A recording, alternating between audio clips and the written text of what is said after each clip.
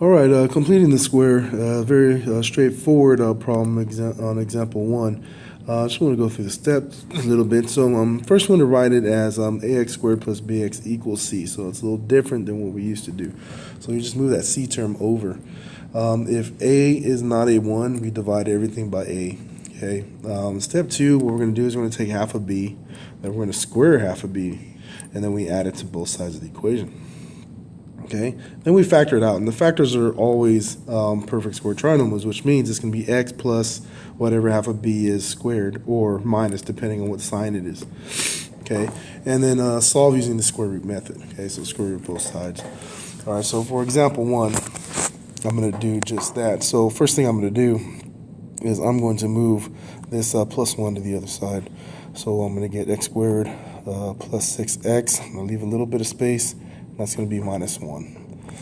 All right, so now I'm going to go step 2. I'm going to take the b term, which is 6, and I can write it over here.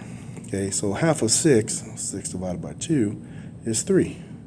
Okay, and then the next thing we need to do is we need to take the half of b divided by 2, and square it, which means take that 3, which is half of b, and square that. And 3 squared is 9. Okay, and that squared 9 is what we're going to add to both sides of the equation. So I'm going to put a plus 9 here and a plus 9 on the other side. All right. So now when I factor out the left side of the equation, it always turns out like this. X, half of b is 3, so positive 3, and square. Okay. Then we combine the right side. Negative 1 plus 9 is 8. All right, now we're ready to take square root of both sides. So square root that side, square root that side. When we take the square root, we get what's in the parentheses by itself. All right, so we get x plus 3. Remember, when we square root both sides, we have to put plus or minus. All right, and then we have square root of 8. And all we do is we just simplify 8. Well, simplified form of square root 8 is 2 square root 2. Okay, but we're not done because our x is not by itself. So what I have to do now is subtract 3 both sides of the equation. Those cancel. Then I get x.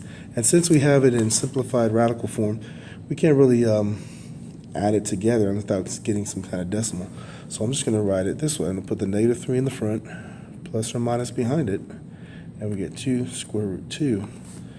And we really have two answers here. We got x equals negative 3 plus a square root of 2 square root 2, and then a negative 3 minus 2 square root 2. Both of those would give us two distinct decimal answers if we were to put those in the calculator. But since we can't combine them here, we're just going to leave it like that, negative 3 plus or minus 2 square root 2.